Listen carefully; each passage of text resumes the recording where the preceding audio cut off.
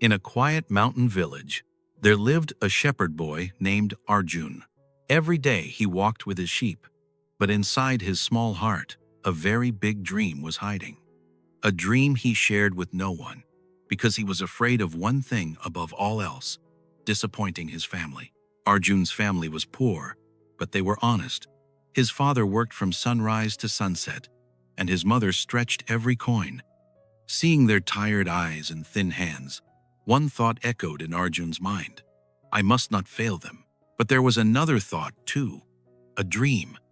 On the hills, while his sheep grazed, Arjun would look at the mountains and imagine another life. In his dream, he was a teacher. He saw a small school in his own village, with children gathered under a tree, their eyes bright with learning.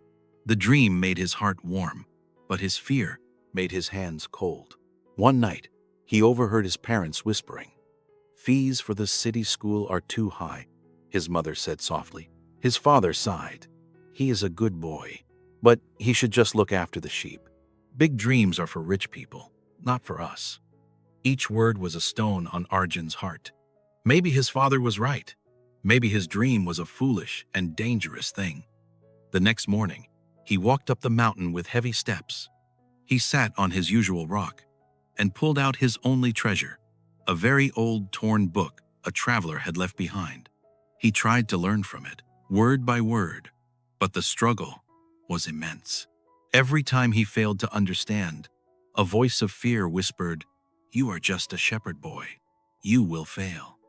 Then one evening, as the sky turned orange and purple, an old traveler with a white beard and kind eyes walked up the hill. He saw Arjun and the tattered book in his lap.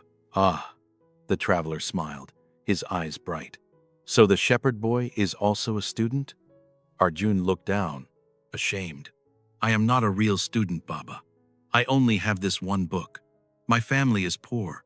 I have to take care of the sheep." The old man watched him. "And what about your heart?" he asked softly. "What does your heart want?"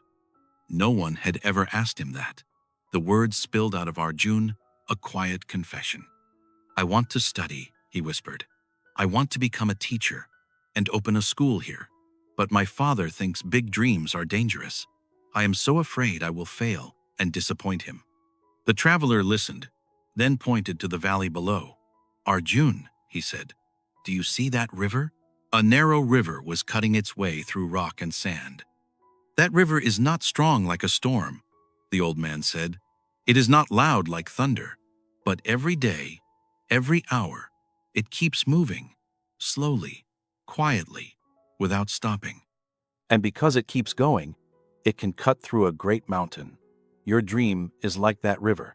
It does not need to be loud. It only needs you to keep moving." "But what if I fail?" Arjun asked, his voice trembling. The traveler's gaze was firm but gentle. "Listen carefully, boy. True success is not when everyone believes in you. True success is believing in yourself when no one else does." He then gave Arjun a simple, empty notebook and a pencil. "Write your dream in this," he said. "Study in this, fail in this, and try again in this. Do not be afraid of disappointing them by trying. Be afraid only of disappointing yourself by never starting." 1. When Arjun looked up to thank him, the traveler was already a distant figure on the path, his final words echoing in the mountain air. "From today, you must be your own believer." Something inside Arjun had changed forever. The next day, he took the notebook to the hill. When fear whispered, another voice answered, "Keep going. Be like the river." Days turned into months. The villagers laughed at the shepherd boy playing with paper, but he didn't stop. One evening, a few small children approached him shyly. "Baya," one asked, "we see you reading every day. Can you teach us to write our names?" His heart pounded. This was it, the first step. Under a big tree, Arjun's dream began to take root. One afternoon, the official village school teacher passed by. He watched, hidden, as Arjun taught with simple words and immense patience. Afterward, he approached him. "Arjun," the teacher said, "you have a gift. There is a scholarship test in the town next month.